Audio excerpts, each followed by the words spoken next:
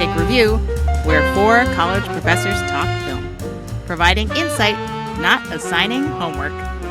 I'm your host, Jen Sipchak-Bankard, and I'm here with 3 colleagues gunning for tenure. First, I chose him because he worships me.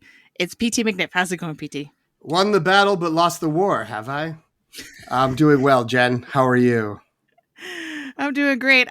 We'll see who won, if anyone won anything, what we're talking about today. And he wants to know if I'll be home in time for the Cassoulet. It's Greg Cass. How's it going, Greg? Hi, Jen. It's good to be here. Thanks so much for my unimaginable pain from an unknown illness I have. Oh, never mind. It's gone. Good to see you, Jen. We didn't touch him, folks. We swear we didn't touch him. Yeah, go ahead. I just want to say cassoulet is like one of 3 things I cook, so thanks for picking that one for me. Oh, wow, really? Yeah. Oh, I didn't pick these. I think Antonio did that. So, yeah. I out myself as having outsourced the outline once again. And last but not least, he's wondering when offending someone became the preeminent cardinal sin. How are you doing, Antonio? What would make you happy? Shall we build a society to your exact specifications? Should I build a world for you and have all the edges rounded out, pad your chosen cell with niceties and trigger warnings? That's not what I'm here for. I'm here to teach, okay? I'm doing great, Jen. And now I feel like that student cowering in the corner.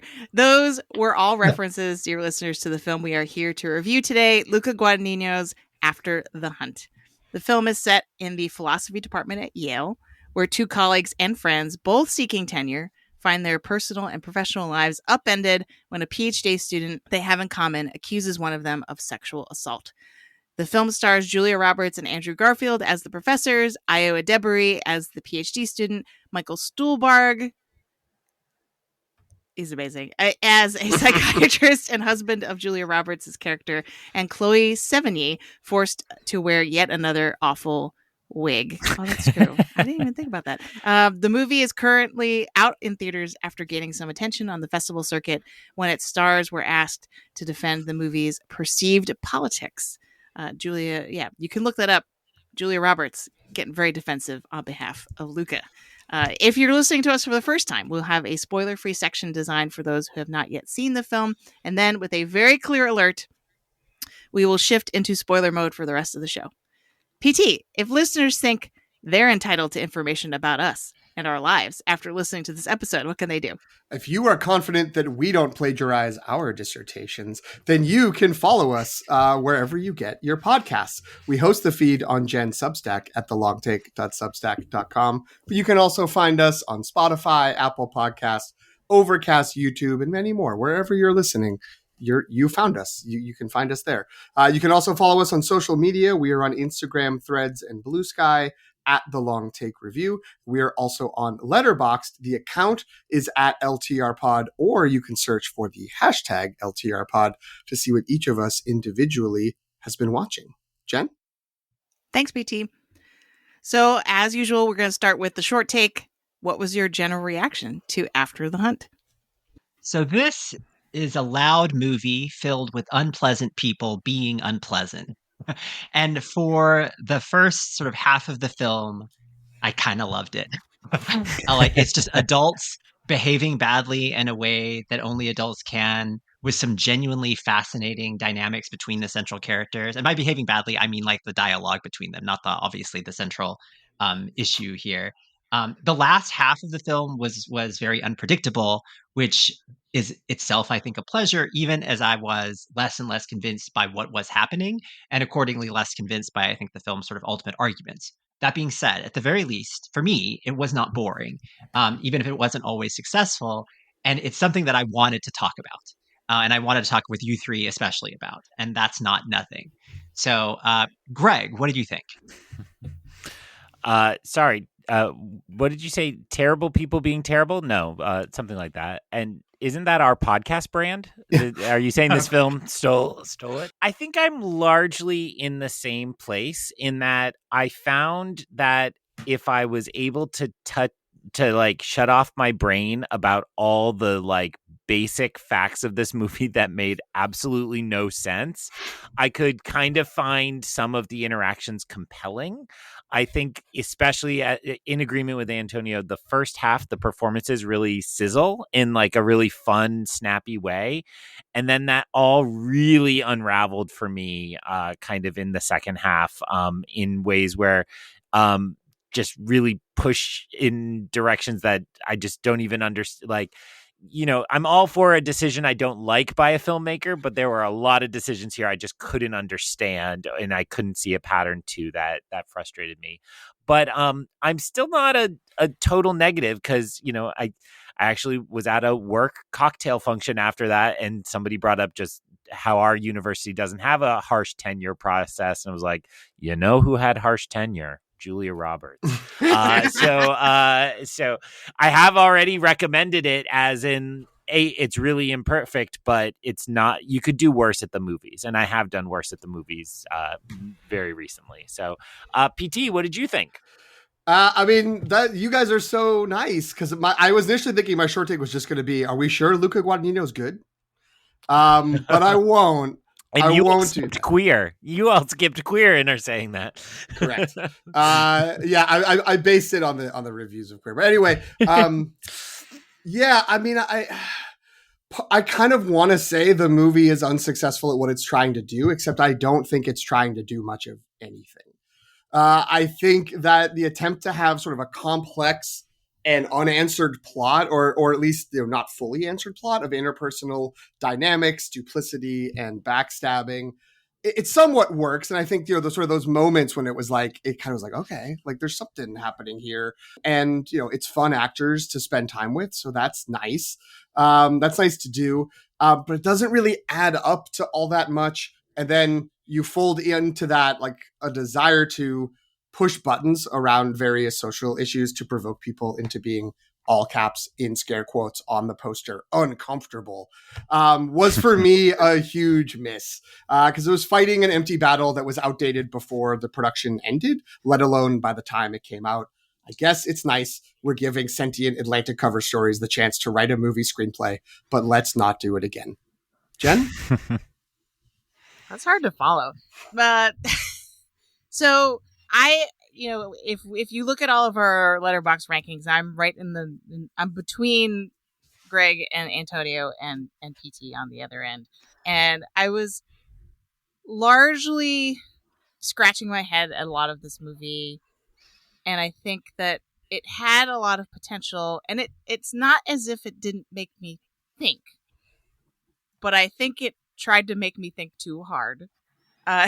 Is maybe the problem, because I think the movie presents itself as both, aren't we we're gonna withhold easy answers from you, audience, and aren't we being clever by bringing up all these things and putting them in on a collision course with each other, and then occasionally quoting philosophy along the way.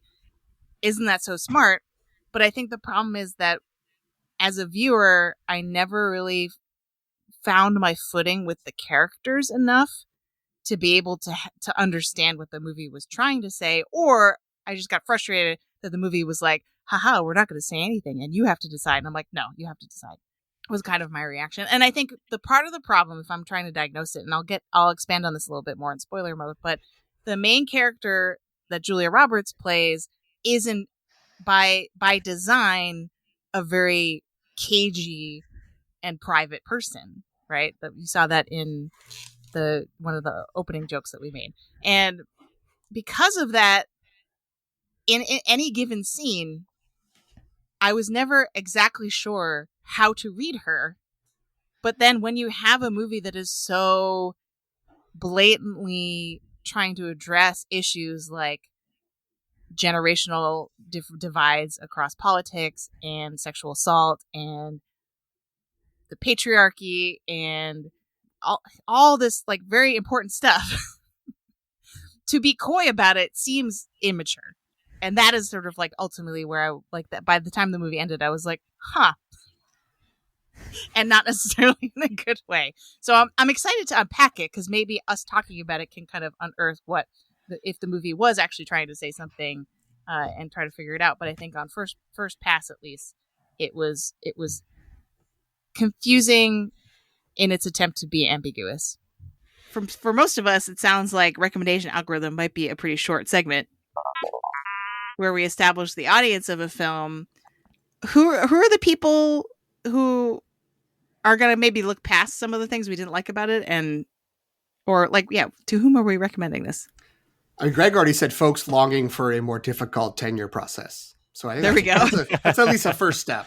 I think if you are a major Julia Roberts fan, you just have to celebrate every time she comes back around. She to me remains the reason to see this. I am an established Andrew Garfield fan, and he's good at the role he's playing here. It's just not a very good role, I would say. It's kind of cliche sleazebag, and yeah, it's kind of fun to see him in that mode instead of like the gee whiz type Peter Parker energy. And so other than that, I would say if you saw Tar and you were like, oh, this is too quality, I'd like something worse, maybe go for this. Ouch. I mean, right? It's like directly trying to be Tar in so many ways, and it's not there. We'll note that, like, I don't think Cate Blanchett had to answer as much of sort of like the politics of like Lydia Tarr. But I think that's partially also because like the movie was good, like was really good, right? And because there was a lot more sort of like going on in that film, and not just. But although that scene was one of the most famous scenes when she's dressing down a student, and she does, like, there are lines that do seem that where the parallels are pretty stark, and it does not fare well in a comparison to that masterpiece. I saw another review that compared it to Doubt, the John Patrick Shanley adaptation of the play, the Meryl Streep, Amy Adams, Philip Seymour Hoffman. I also think that it does not compare well to that film either. I don't know, if you like rich people getting like catty to one another, this might appeal to like people who having like succession withdrawal to go to TV. That being said, like, when I'm recommending this movie to people, I don't recommend it saying like you're going to love this movie, because I can't say that with any confidence.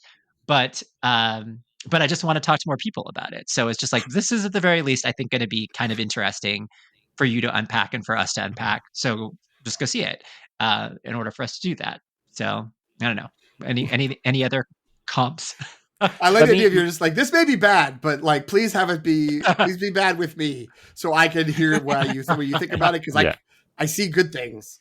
Sorry, Greg, I interrupted. That's the equivalent of, oh, this tastes terrible. Try it. See what you think. Yeah. Right? It smells awful. Check. Am I right? Yeah. Which is going to fold into Antonio's comment, his previous comment about like, it is an adult film of adults fighting about adult things, and we don't get that many of them. So combine that into Antonio's comments right then. Sorry, PT. Yeah, I was only going to add, I mean, my main thing was, if you really like Julia Roberts, like, she's the one who's doing the most successfully with what they're given in this movie, and is also the main character, as Jen already said. So, if you were just like, I want to see Julia cook, like, she's here, she's doing it, and she wears like 8 different great blazers. I was gonna say her wardrobe's impeccable, great blazers, wonderful good blazers. Loafers. Great apartment too. Just yeah. I mean, if you were like, I wish I could see Julia Roberts in a parking lot that looks like a place that Tony Soprano met with informants, like, great. Like, we have a wharf side for you. I will also add Michael Stuhlbarg, who is not as prominent in this movie, and some people have been like, I don't know exactly what he's doing, but I think he. Even more so than Julia Roberts, but he's just not as prominent in both society and in the movie. I feel like he's the one who's just like, I understand what's happening here, and I get it. And he's doing great, and because it has that kind of washed out Luca like visual style, you could forgive yourself for being like, oh, maybe this is just kind of more the Call Me by Your Name dad. Like, he just came over here, he got remarried, and he's doing some stuff, and like you can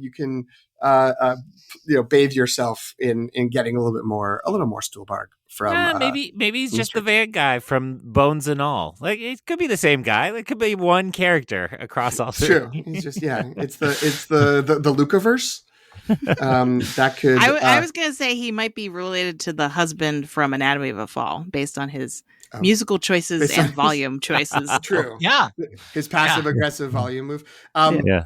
I also wrote a series of mean recommendation algorithm things that I won't do all of them, but I will say if you hate academia and coastal elites and think they're a big part of a problem in American society, I don't know why you got this far into one of our episodes, but I think you'll like this movie because this movie definitely thinks that those people are a problem in society and need to be addressed. Yeah, I was going to talk about that too, but it definitely seems to be almost reinforcing bad stereotypes about academics as being elitist and kind of out of touch with reality and like to have no sense of personal boundaries, and like there's all the and cutthroat and catty, and like there's all sorts of stuff in here that like seems so far from the reality that I know, at least currently. You don't have a backup apartment on the other side of town on your faculty salary? Yeah, there are vague echoes of I don't want to incriminate individual people, but like from where Greg and I went to grad school, there are whiffs. There are whiffs of this a little bit, but it's so extreme here that it like doesn't feel realistic to me. So yeah, I guess, but at the same time, it almost is like romanticizing academia too. Do you know what I mean? Like there's a little bit of that. Because they have nice things and they live in nice places and they just get to sit around and philosophize all day and like, yeah. I think some critics have disagreed with this interpretation, but I would say this is absolutely a movie about higher education, academia, written by outsiders.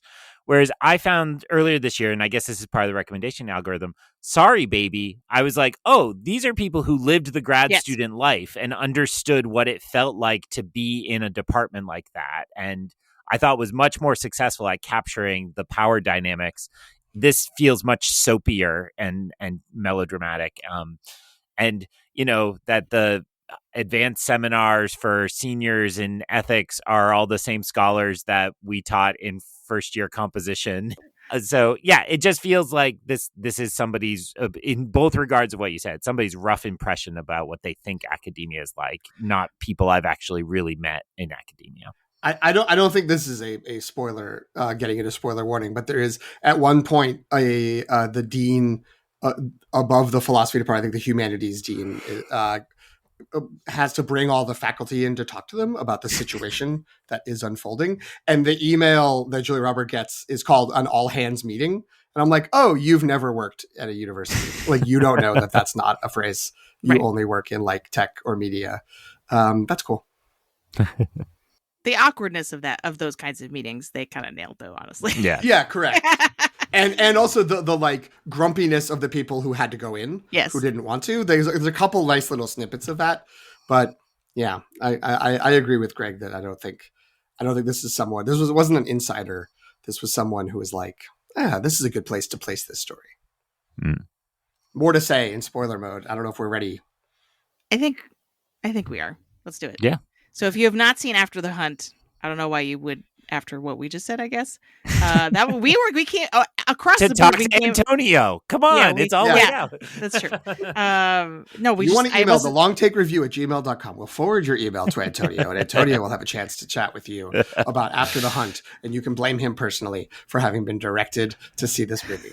I love that as a Patreon level, that Antonio will talk to you about any bad movie you'd like at a certain price point. Well, I like that it's like, you know, if $5 you could talk to me, $10 is Jen, $15 is Greg, and then like $30 a month is to get to Antonio, the co-founder or the founder level Patreon, whatever. That's Substack actually. Anyway, okay, yeah, we're gonna talk spoilers.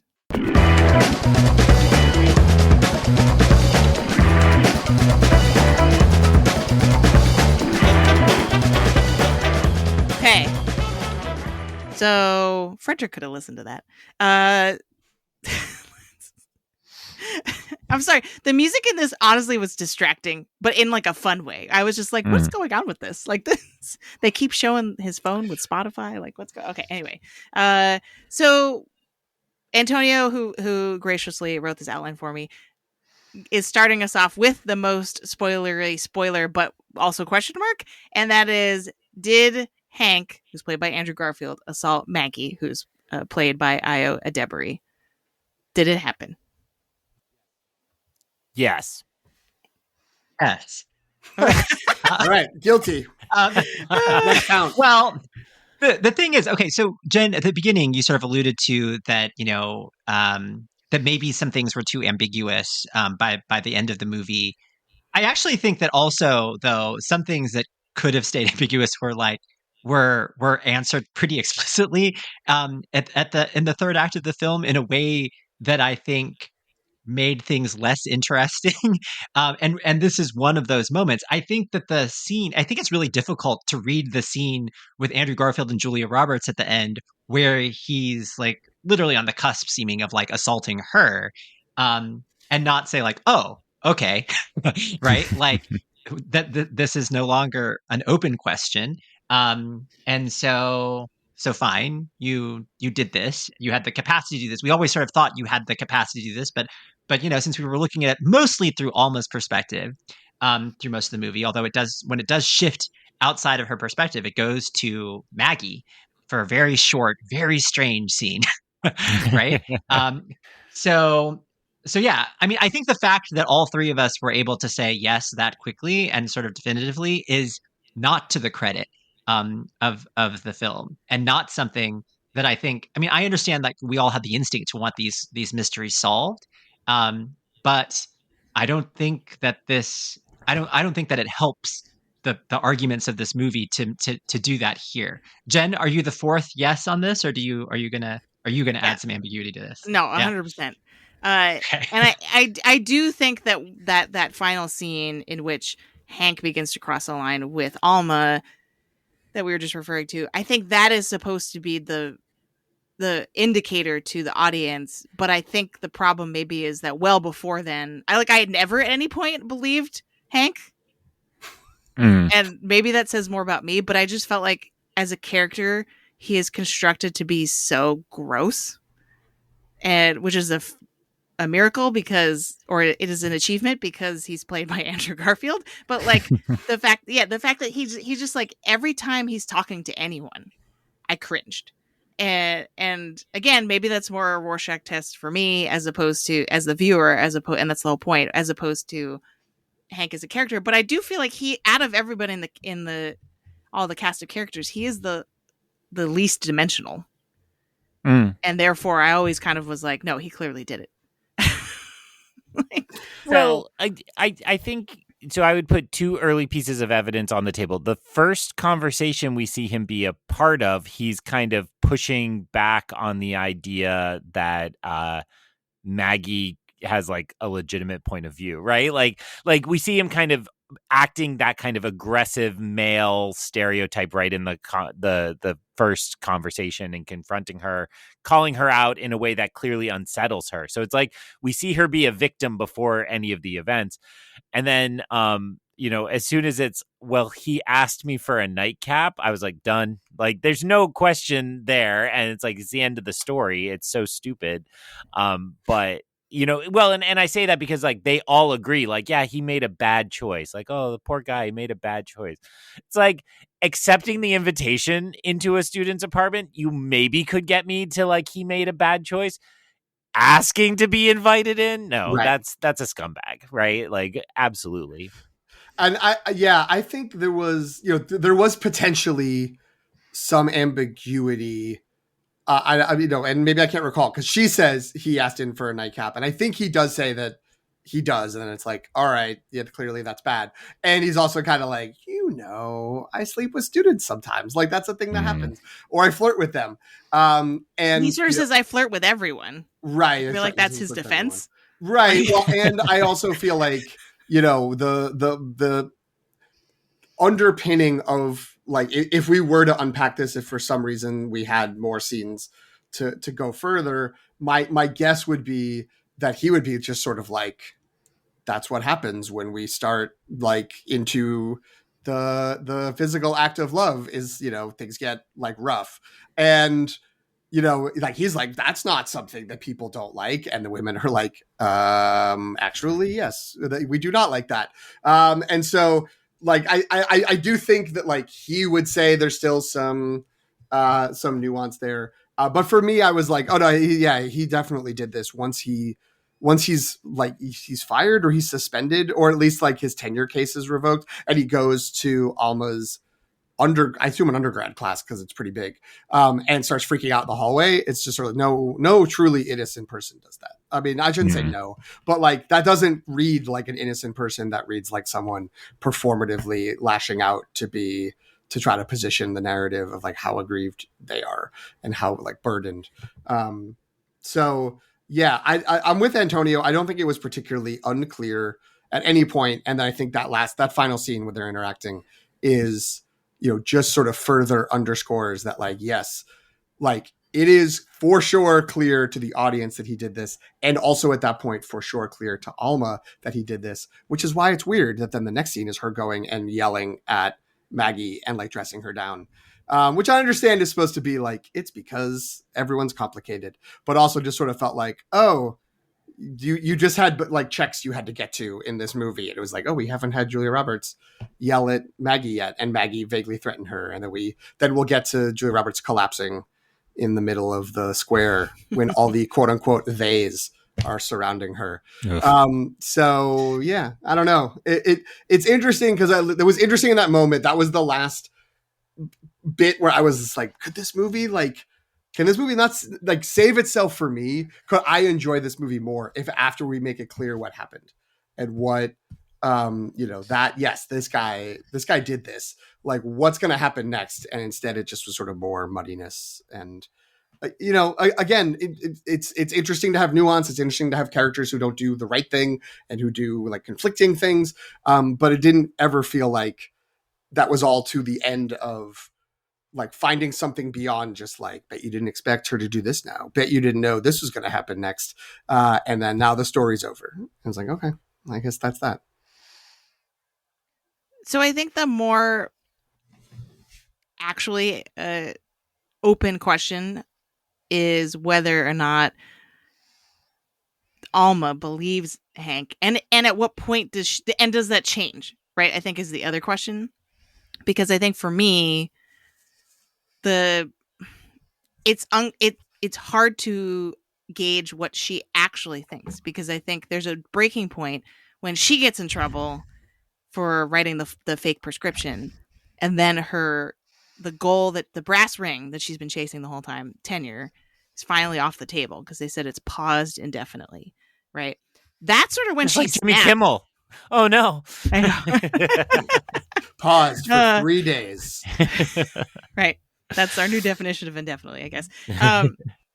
But when she seems to kind of snap, at least with Maggie, after she knows that there's no way she's going to get tenure anyway. And that almost, at least it seems like, based on her behavior, that there's a reading of this where she's only been supportive of Maggie for political reasons, meaning like, and I mean like internal politics of her department reasons, being like, well, clearly because of, and she makes kind of a wry comment at the beginning of the movie about all philosophy is rooted in like, or all ethics spring from public perception or something like that, right? And that seems to be, to me at least, there's a reading of this where that's what's driving her the entire time, is that she doesn't come out in support against Hank and in support of Maggie because that is what she believes is the correct and right thing to do, but more because that is what's going to make her look good.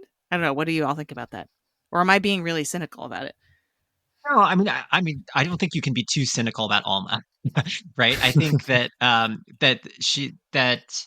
think that's that, and that I think is like actually the tension that I felt in watching the film. It's totally propelled by Alma. I mean, it has to be, because like it is almost entirely like just shots of her head and her reactions to things and how she's the engine for everything. And I think that Julie Roberts does a nice job of carrying that tension through until the screenplay just decides to just make the decision for us, and then moves into to the troublesome territory that PT just mentioned as well, right?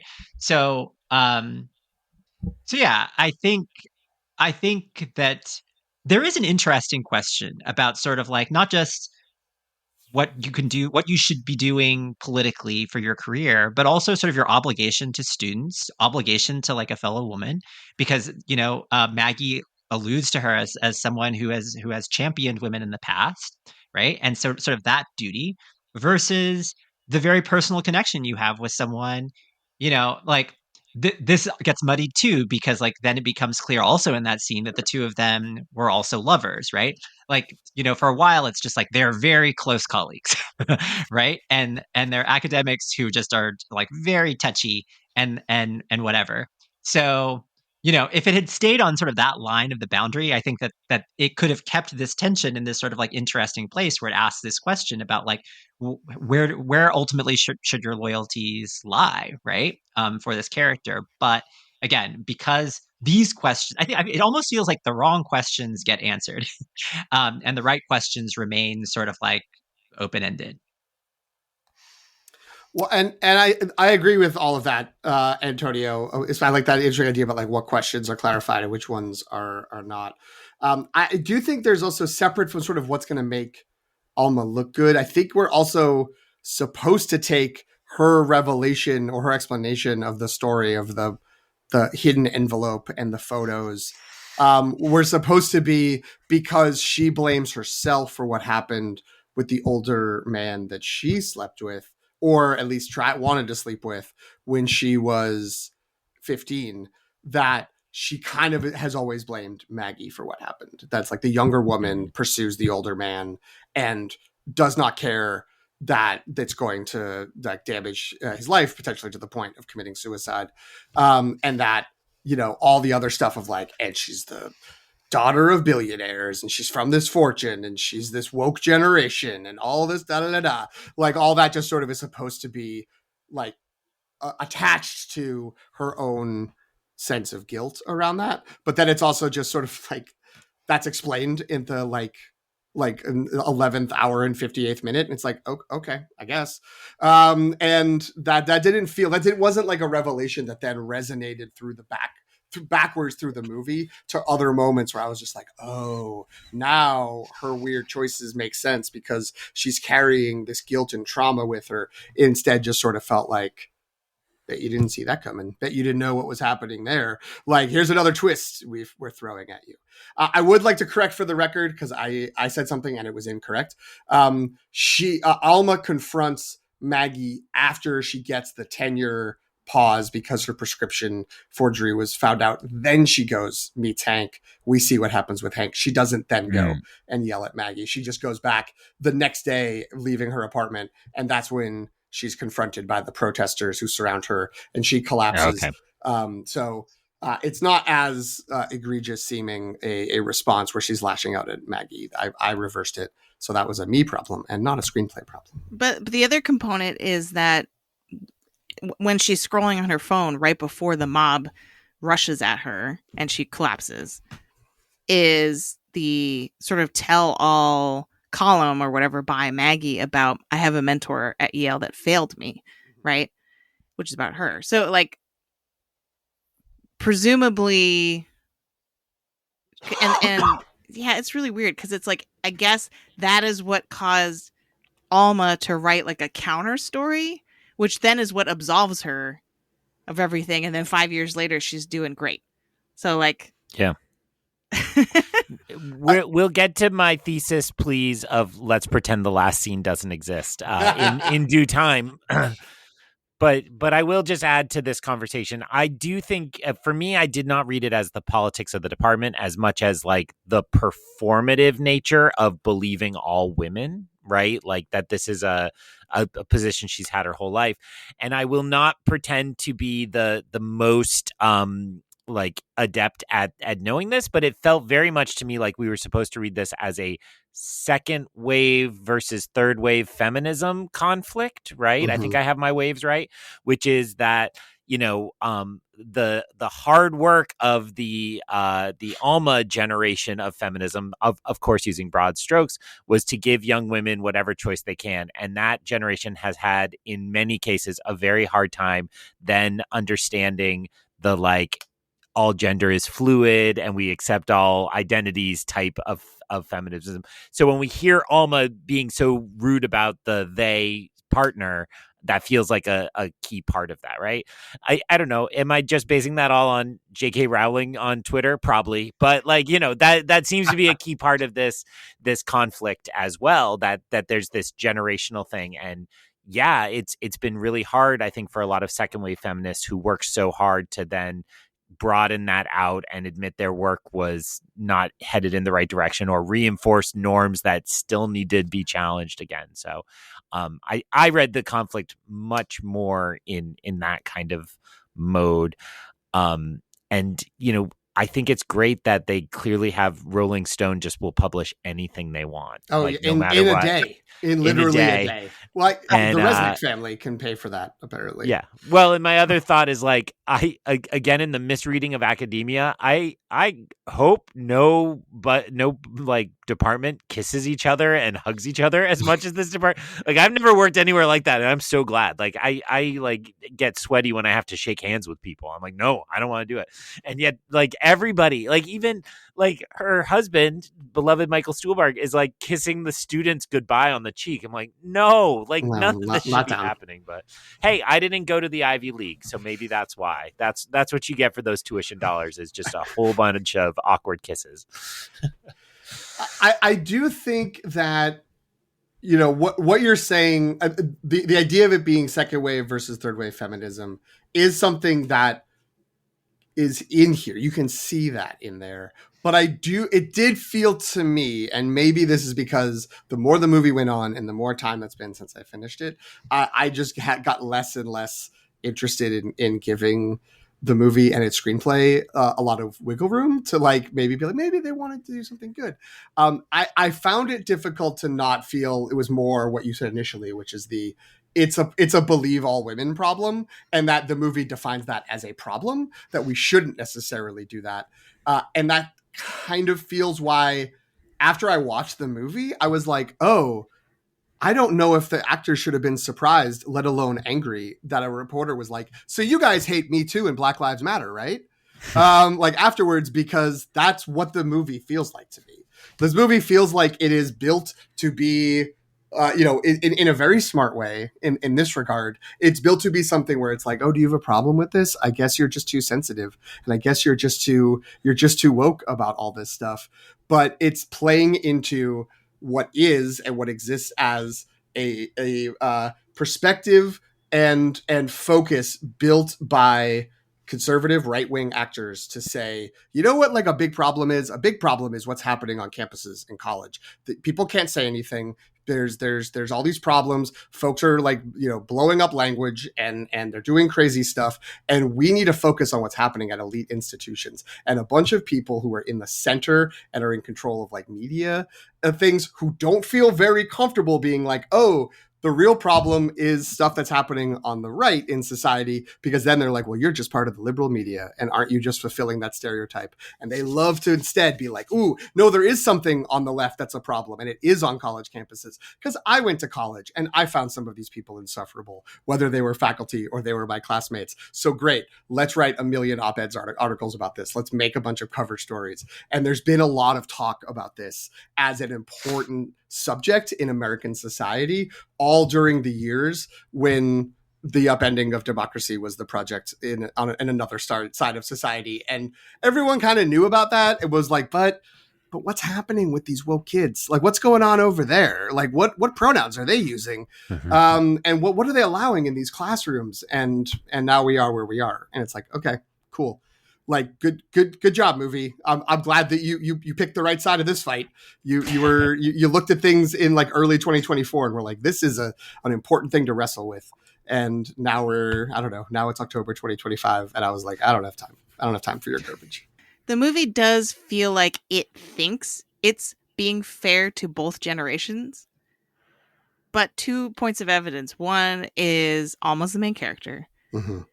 And so I think inevitably but because of the way that her positionality works, right? Like we are more likely to identify with her point of view, or at least at least conflate the film's point of view with her point of view, although that's not always true, right? But then the other second point of evidence is, I mean, Luca Guadagnino is closer to Julia Roberts' age than Ayo Edebiri's, right? And so, like, it definitely feels like he's like, okay, I want to understand these young people, but also shouldn't we be able to just say whatever we want? Like, you know what I mean? Like it feels kind of like the frustration with a younger generation definitely comes through the strongest, even though I think the movie is trying to sort of be like, well, everyone has their point, right? Like, and it's so complicated, but I don't think that's really what we're watching in the end. I think that is the probably the core source of our like meh kind of reaction, And, you know, is that. and I alluded to earlier, the one moment that we move out of Alma's perspective is when we get to Maggie's perspective in one single scene. But strangely enough, like the lines that she's sort of saddled with in that scene, I was like, how do I like this character less when we are focused on her, right? Like what is the worst possible thing that she could, and it was not great, right? I do want to ask a question to the three of you about how fair you think it is, though. I think that picking apart this movie is like that's what we should do. Like that's we're they wanted us to do that, so now, and that's what we're doing. So great. But how fair do you think it is to hold the actors accountable, right? Like they're the famous people, they're the face of everything, and they're part of the press tour. But also, like, I don't know, how much should we say, like, Ayo Edebiri, like, what do how can you account for this? How does this fit into like your persona and how you feel about women and Julie Roberts too? I mean, like, I know these are big time actors who should be prepared for like all the public relations, whatever. Um, and it's going to get the headlines also, right? Like their answers to these questions we care more about like what celebrities think about these things, I guess, than like what the screenwriter did. But the screenwriter is the one who's like ultimately accountable, right? And Luca Guadagnino, the director, I guess. And I was sure they were asked these questions as well. And we just don't get the clips of that.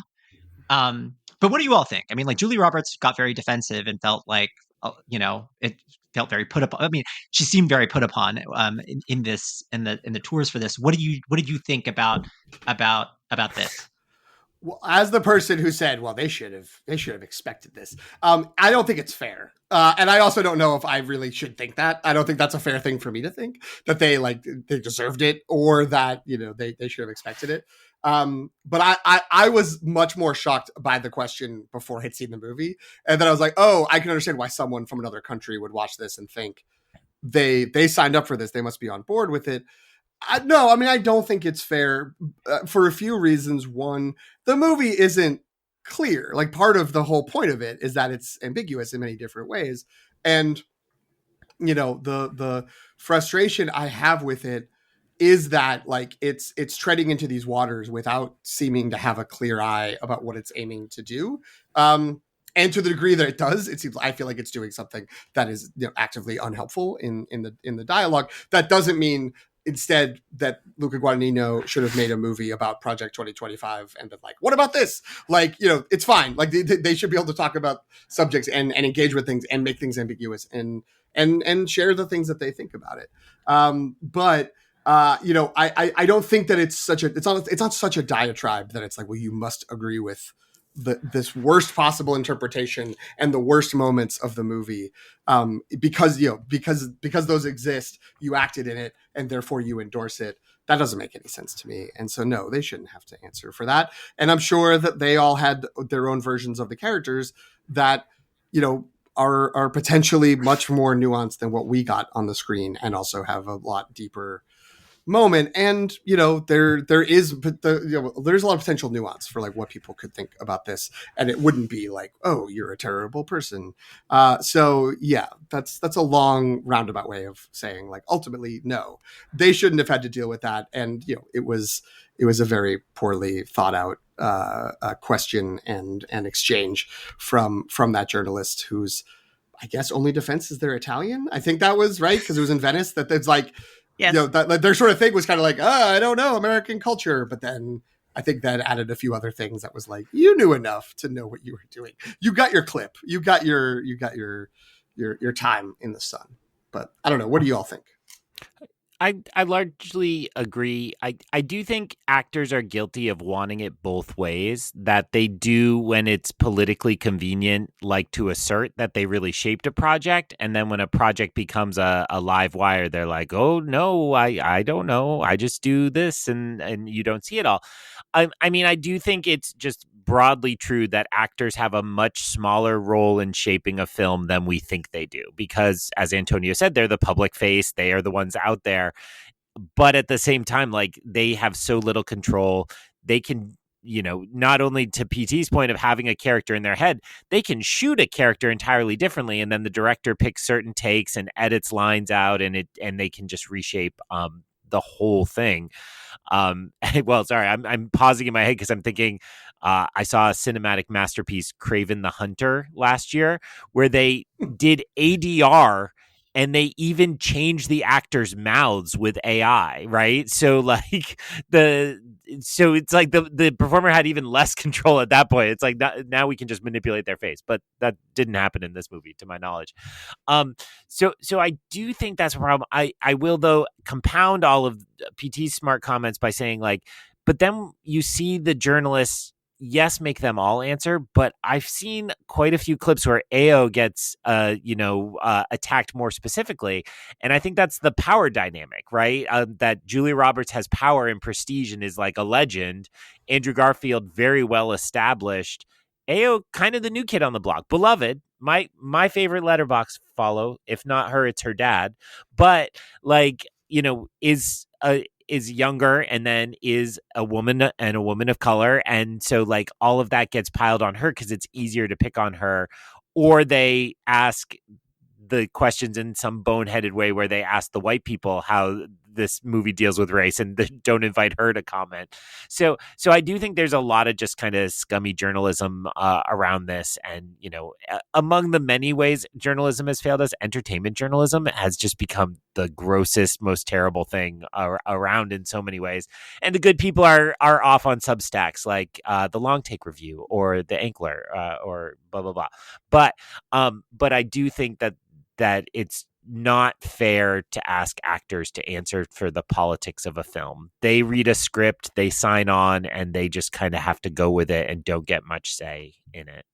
That's actually in my Long Take Review contract as well. I just signed on for the script and I read what Jen says to read, and I can't shape the final project. When she edits out all my smart comments and leaves me it's weird when Jen writes into the script, Antonio wrote this episode today. It's sort of like, wow, she's really working on multiple levels. What do you think, Jen, though? You should tackle that question. All I'll add is that I think the fairer version of the question is rooted in the character the actor is playing, right? Like, why can't we just ask that? Can't we just ask Julia Roberts, hey, you were playing this character Alma, like, what do you think she would do, or do you think she is representative of problems with the blah blah? You know what I mean? Like, as opposed to directly asking them as if they are complicit in the politics of the movie. So that seems like the simple solution. Like, couldn't that reporter have just been like, what do you think your characters would think of if they saw news about the Me Too movement? You know what I mean? Like, if they were directly confronted with news about the issues that seem to be at the subtext of this movie. So I don't know. And then it's much less offensive. And potentially more relevant, right? In terms of the movie. I have a question that's changing the subject, if anyone had anything else to say about this, although potentially bouncing, hopefully not in the same way, off of the term offensive, because I agree fully with Greg about Ayo Edebiri being beloved. I believe a former LTR award nominee for her supporting performance in Theater Camp. Ayo is great. We absolutely love Ayo. Is a part of the problem in the movie that she's not able to do with her character what Julia Roberts can do with her character and what Andrew Garfield can do with his character. That, like, she does. I was like, can she dance at this level? Like, can she be like a person standing off with this is part of maybe the interpretations we're having, and this like, well, Alma's clearly the main character, that's the central character. Is that because Julia Roberts is this huge presence and Ayo isn't really stepping into her spotlights in the same way, or stepping into the moments? Like, because there were just times where it felt like the performance was more like sketch comedy Ayo Edebiri instead of like the bare, like strong, emotional, interesting, nuanced character Ayo. So like she has it in her, like she has that ability, obviously, but I don't know if that's what was coming through, which again could maybe not speak to her and her performance, but the editing and the cutting. But it just like sometimes it kind of felt like, oh, well, she's kind of just getting rolled over in this movie as a performer, and that's skewing the power dynamic in the story within the characters. Am I crazy? Is that unfair? I want to say it's more, I want to blame the screenplay more, because it does feel like Maggie only has two modes, and that is shivering and helpless in certain scenes, and the more of the sketch comedy, like I'm going to be sassy but also act like deliver it with an intonation where I'm kind of confused. And I think the like, meaning like, to me, the Maggie that we see kind of verbally sparring with Hank in that first opening party scene is not the same Maggie that goes to Alma to tell her what has happened. Like there's something, and maybe maybe the part of the point was to say that she is so wholly changed by this assault and what has happened to her that like she seems like a totally different person. But then she kind of flips back and forth throughout the movie, and especially that final scene where 5 years later the two of them meet up in the Indian restaurant. Didn't which happen. I know, which I think we kind of have to circle back to sort of think about what the movie's actually trying to say. But I feel like that in that scene, she's almost become more like Alma, in that she is all glib and none of her authentic self is coming out really, or it's, you know what I mean? Like they're so like creepily nice to each other in that scene, and it feels really weird. There's the for me, academia, it was no. For me, it was that scene, and also when Alma finally kind of when they're in the courtyard or whatever, the plaza, and Alma blows up and is just like, you were plagiarizing. It has that famous, like, not everything has to be about you being comfortable. And then Maggie kind of switches into like a threat of like, you don't know what you've just unleashed. And I was like, I'm not buying that. Like, I'm not buying that was a real threat. It doesn't feel, and I don't know if I was supposed to be that this character is trying to do a threat and can't do it. If it's that Ayo Edebiri, with all due respect, standing in front of Julia Roberts when Julia's like ratchet things up to like a 10, it cannot like match that.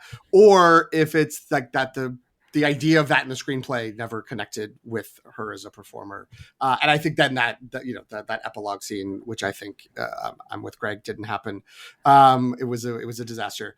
That like, it's just sort of like, I don't know what either of them are doing in that scene. And I also think it is to me very obvious, and we can dig into it more. That scene was filmed sometime in February or March, after there was a change in the controlling party of the American government, and they were like, this movie really assumed that we were going to be in one future, and now we're in a different future, so we need to add a scene to at least sort of kind of maybe address that in some way. And so we're just going to tack this on, and hopefully it makes sense. And it almost feels like they didn't write anything. They just were like, you guys figure that out. And then had them improvise it, and then got that one last camera shot that looked cool, and then ended it. I don't know. And have Luca Guadagnino actually say cut. Yeah. See, it's all a story. It happened once upon a time at Yale. What is the deal with that? That was really weird. Antonio put a question about that in our outline. Like, what is supposed to be the point of that break? Because it's the only time the film breaks the fourth wall, right? Well, the opening text is it happened at Yale, which is also breaking the fourth wall in its own way. So there's a bookend of, here's a story, we're telling you a story, and then the movie's over. That's not breaking the fourth wall. That's like a frame. Is it? I don't know. Yeah, I mean, that's not. Yeah. You could be right. I thought of those as linked in some way of like, this isn't real. Sure. These are not like, or whatever. It's sort of telling a tale and then the movie ends. But yeah, I don't know. I took it as they got to the end of the movie and we're like, let's try to salvage this because it wasn't working. But that's because I'm much more negative on the movie than all of you. It's your answer to why the last scene exists, not to why the cut exists, right? Like, well, I think cut is that being like, yeah, this was all a movie. Like, we just were telling a story. You know, I'm a director and I'm making movies. Don't worry about it. And so the fact that, like, you know, we started working on this in one reality and now we're living in another reality. Don't be too mad about that.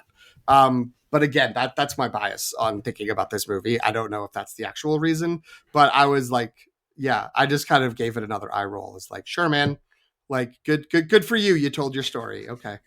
But there could be something more tangible to it. I don't know. Greg, do you have anything on that? I've been mulling it over as you all talk, and I'm certainly not as cynical as PT in any way, but particularly on this movie. But I think. So I was trying to come up with what's the generous interpretation. If I don't agree with the most cynical interpretation, what's the generous interpretation? And I think that one of the themes this movie thinks it has is about perspective and the kind of performative nature of perspectives. And so, you know, we talked a little bit about this without that specific terminology with Alma. Alma is constructing or performing a perspective on this based in her ideology instead of in what she actually saw. So I think maybe, you know, Luca coming in at the end, and I can call him Luca because we hang out all the time. I see all his movies, unlike you people. I think what he's doing at the end there is reminding us that this too is a performed, constructed perspective.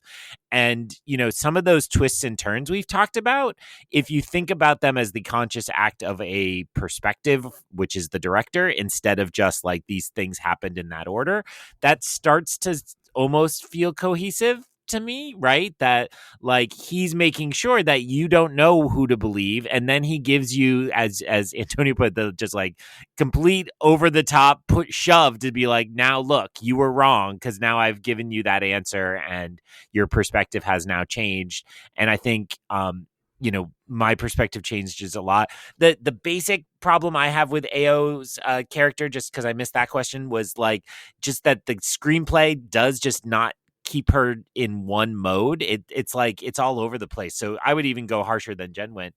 And I think that's true of all these characters. Like the scene where Julia Roberts, Alma, berates that poor student just felt so out of tone with anything else in her character. And I loved the Michael Stuhlbarg performance. I loved the hospital scene, which we haven't really talked about specifically, but that's a great scene.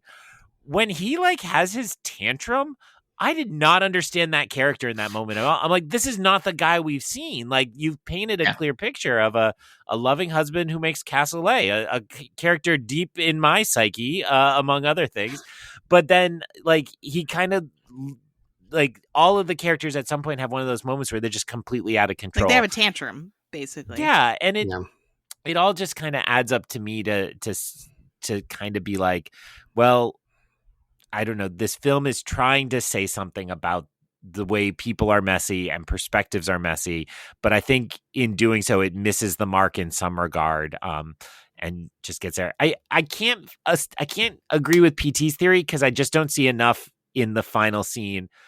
I mean, some people have misread the final scene to be like, it was a conspiracy the whole time. They were lying the whole time so that they can get ahead and they could trick each other. And that's just like insane to me. And I think if you really wanted to be like, welcome to Trump's America, you would have done something to really condemn academia in the end. And it's neither like condemning these people or cynical enough about how far they've gotten. Like everything's just fine, right? It's not like they like are so advanced and they like benefited from these tricks these woke people played. So I'm rambling because it's late at night, but like I think it's all just really messy, but that's my best positive or best generous read on it.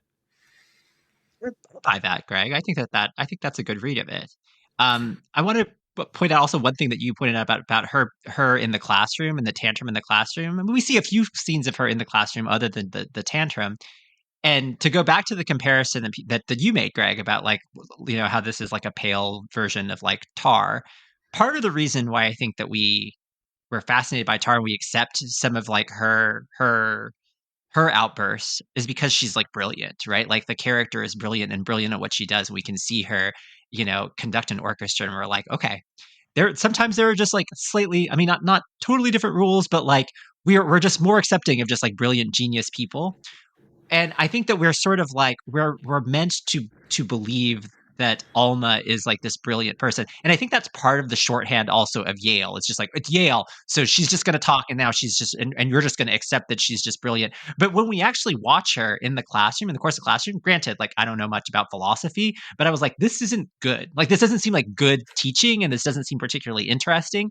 So it's when the student gets berated in Tar by Lydia Tar, like you feel how wounded and humiliating that has to be because she is who she is, and because you have the impression that like these students actually value what she has to say. I never quite bought that those three people in that seminar room were just like soaking up everything that Alma had to say, and just believe like I never also understood why Maggie felt like such an attachment to her as well, right? Like she's fascinating to watch on screen, but I don't know. There was the and Julie Roberts is a compelling performer, so that's enough to sort of like power me through. But she never seemed believable to me as just like this like academic luminary. What do you guys think That's her right. Rate My Professor looked like at the start of the movie? All chili peppers. You're not supposed to say that anymore. They got rid of the chili Yeah. peppers. Yeah. Probably smart. Probably smart. Yeah. Greg, what I will add in a spirit of generosity, because I think you had a good reading. It's a better reading than mine. That when they're in that seminar room and she gets mad at that student and starts berating them, it's because they're discussing the sort of concept of the other, the philosophical concept of the other as like a person outside of you and your existence. So I wonder if that's something that plays into what you are saying, that like, a movie is inherently this thing that's being made by the filmmakers, particularly the director. So it's underlying that like us, the viewer, have been the other the whole time because we've been watching what's happening on the screen, what's happening between these characters, and that separate from whether it's quote unquote real or not, or an actual story, just that it isn't us. And the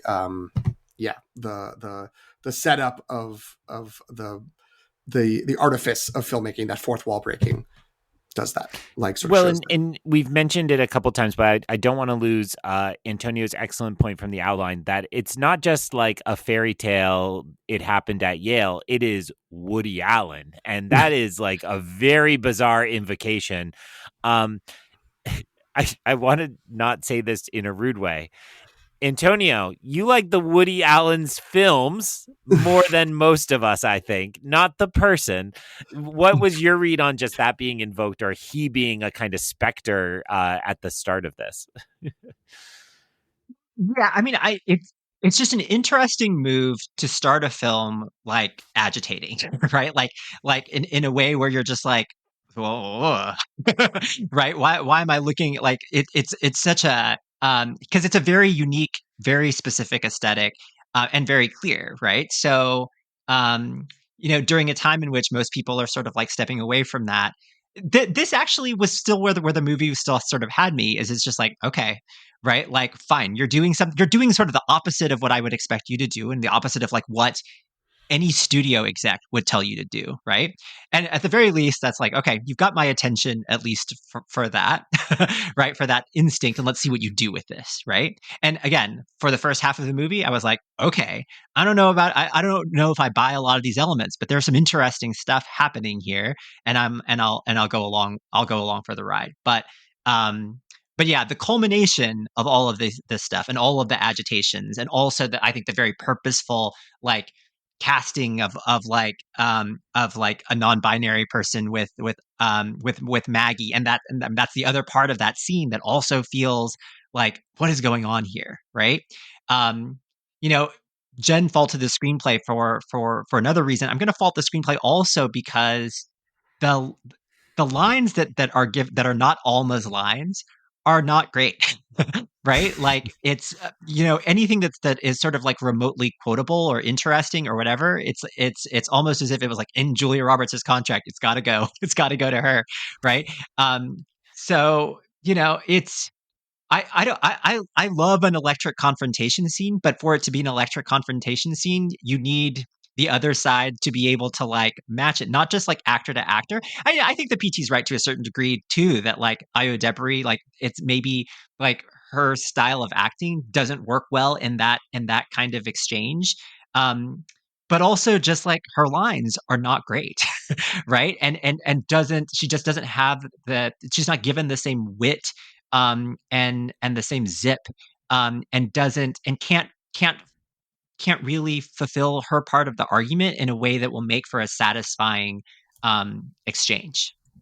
I think the other frustration that we kind of periodically are having with this is rooted in sort of the movie trying, again, to go with Greg's idea of like let's try to find the most generous reading, is that it's just trying to represent hypocrisy at every corner, and in doing so is just making it everything confusing, because you're like, wait, is this the movie trying to point to hypocrisy, or is this the movie being hypocritical in some way? And I think the key scene at the beginning that kind of, for me, could unlock everything, it doesn't quite do it, is all Maggie's dissertation, right? And Antonio did mention this briefly in our outline as well, but the idea of performative ethics, and like what she says her dissertation is about is specifically performative discontent. So the idea that us saying something is bad and us pointing to, oh, isn't that terrible, is all performance to like fit in with the rest of society, or kind of like the wave of public what is considered ethically proper, kind of, is probably what I would say at that time. And so I think if you think back to what Antonio was saying just a second ago about like it's all about virtue signaling, because there's some line in there where I think it's Alma is like, aren't you only with this partner because they would make you like politically more interesting? And that's the accusation, but the thing is that like the idea of someone like Maggie writing a dissertation, whether it's plagiarized or not, writing a dissertation about the concept of performative discontent, when she herself could be guilty of like decrying and this is what happens in the tantrum in the classroom scene too, because I think I found the actual quote.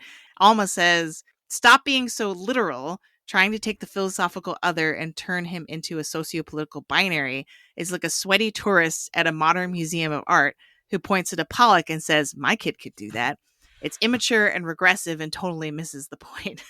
But at the same time, you could flip it back around and be like, the only reason Alma is having an outburst is because what the student asked about is making her uncomfortable, right? Is like forcing her to think about something that she's, to her, is old hat, like this philosophy text, and thinking about it in a different way. And so isn't she this way? I don't know. And then swirling, we also got Foucault and the Panopticon in one of the classroom lessons. So it's not just about the performance of content or but discontent, like the self-policing of it too, but the right? Self-policing. And so then is that Alma casting the students as the force of the Panopticon operating against the professors with things like rape my professor, like that PT invoked before, right? It's very messy. All I have to throw in just as one snob, I was handed Agamben's Homo Sacer like 4 times in different literature grad classes. That is not something that could be plagiarized in a dissertation in a philosophy department. And it's like, did anybody figure it out? It's like, that would be like, oh yeah, like I stole 5 pages from Shakespeare. Nobody will notice. Like, it'll be fine. I wrote this brand new play. All right, this guy, his dad's dead and his uncle's married his mom. You never heard about this before. I know we should swing into Oscar's watch. I do just wanted to at least acknowledge, because I don't think since the opening we haven't. Chloe 70 is also in this movie. I always enjoy hanging out and spending time with Chloe 70. don't know if it's because I was already disconnecting from the movie. I like didn't think they were friends. I did not like, she's around early. She's sort of in the background a couple times. They go to the bar, but they're like fighting and sniping at each other. And then it's like, oh, I'm here in your office for like our hangout. And then she's like, you betrayed me as a friend. And it's like, I thought you guys barely knew each other. Like, what's happening?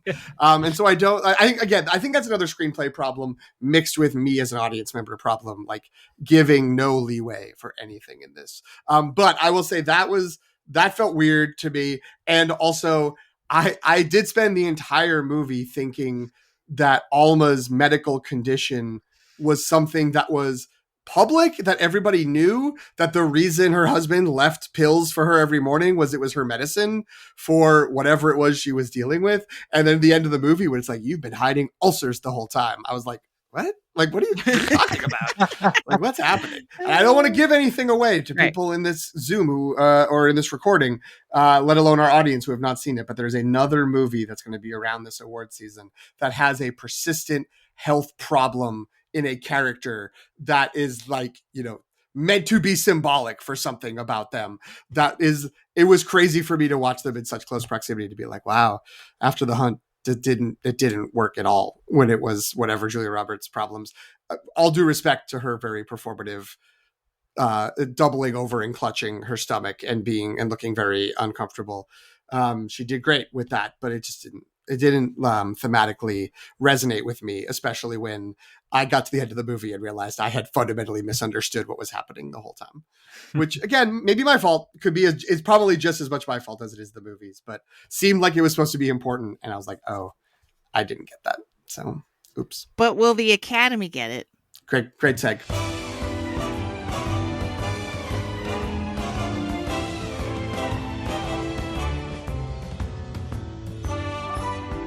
So, if listeners will recall, what has now become my shame is in my movie hype draft, I picked this specifically because at the time, granted that was back in like March or something, actually no, April. It would have been soon after the previous year's Oscars. That this was considered, just on paper in terms of who was in it, who was the director, all that sort of stuff, was considered to be a major Oscar frontrunner, because I think like the handful of people who had seen it already, wasn't many, sort of were like, Julia Roberts, Best Actress, done, right? And now the movie premiered at Venice, people seemed less into it, or it just seemed kind of came out the movie was more polarizing. And now it just seems like it's totally fallen off the map. Do you feel like that's an accurate characterization of its maybe short-lived awards run so far? Wait, hold, gentlemen, hold. Jen, you answered the question. It's your hype draft pick. Oh, that's true. I mean, this movie basically seems DOA to me now, and not even. It feels like Julia Roberts is probably this year's Angelina Jolie for Maria, where it was like there was a short period where everyone was like, "Yeah, this is happening," and then all of a sudden it was like, "Nope, it's not. It's really not." So that's what it feels like to me. It feels like maybe Julia Roberts gets a Golden Globe nom or something like that, because there are more nominations to go around. But like, I don't think enough people like this movie. And I think a lot of people, even if they sort of like it, are too afraid to their performative ethics is getting in the way. They know that like it's not cool to like this movie anymore, right? And so they're gonna.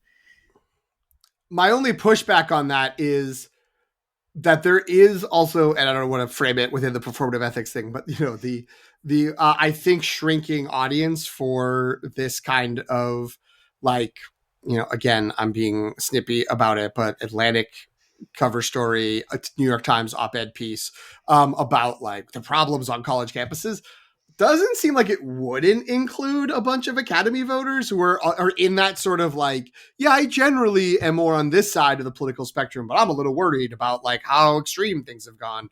And also in the same way that it's very fair that it could be, oh no, yeah, this movie bombed and people didn't like its message, so I don't want to be associated with that. It also could be people who needed to hear this rejected it, and maybe we should give it a second shot by the time we get to actual voting time.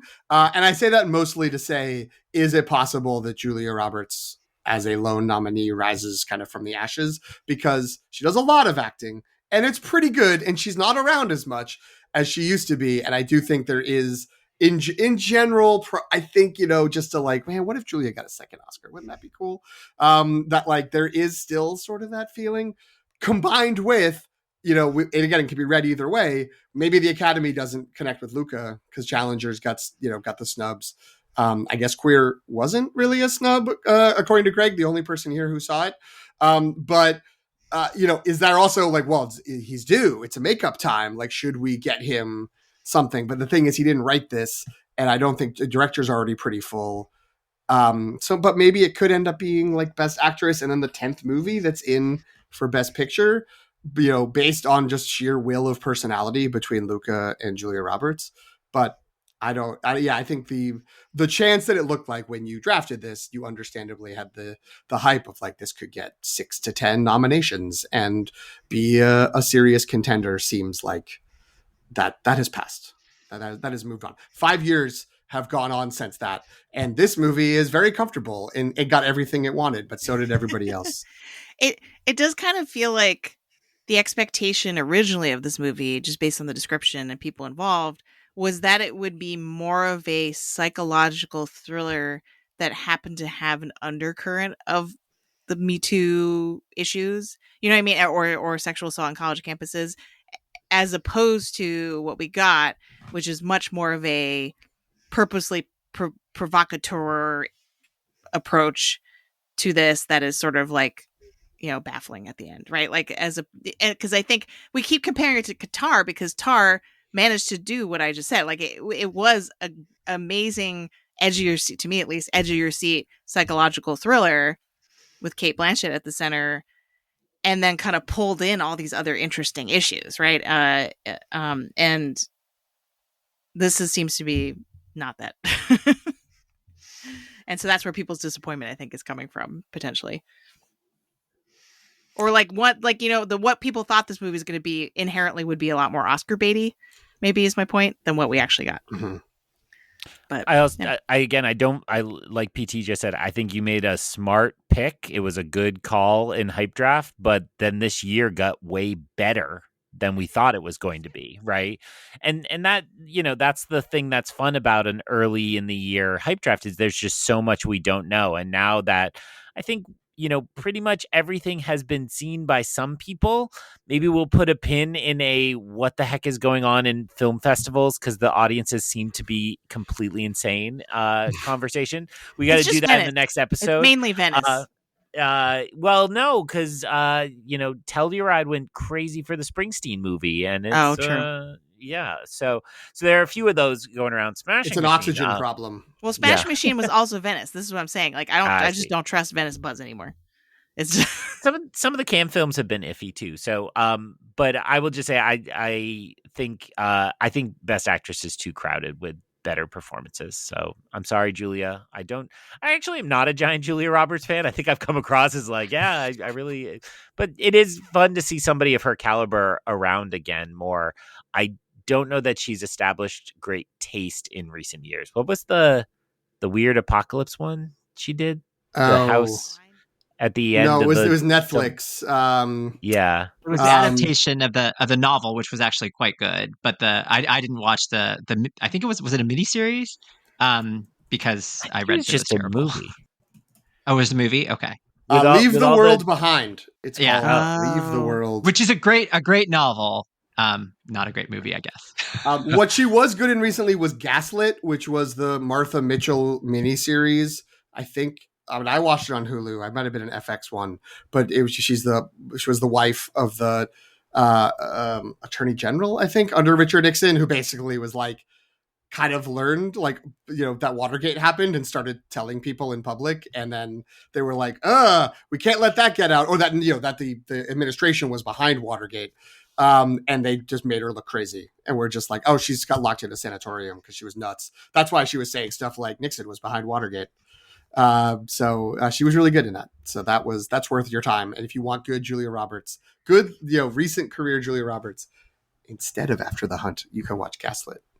The last thing I'll leave us with is it is possible, unlikely but possible, that between this and Jay Kelly, we could have an awards campaign that reunites George Clooney and Julia Roberts like it's 2001. That would make me personally very happy. That's all I'm saying. Well, where's Andy Garcia? It says true. It says everything that they were in a movie together much more recently than that you didn't see, right? Oh, yeah. Well, I mean, like... Paradise something? Yeah, that was not supposed to be good. So... That's what I'm saying. Yeah, so that's what I'm saying. Let's bring us back to 2001. Anyway, Antonio, thank you so much for taking on the burden of the outline. Some really, really great questions. I think we had a lot of thoughtful conversation. Maybe more thought-provoking than this movie? Question mark. That's uncalled for. I shouldn't have said that. I'm going to edit that out. No, Leave it in. Where can folks find you? And I know there's only one place. Find me on Letterboxd at Alefano, AELEFANO. Greg, where can they find you?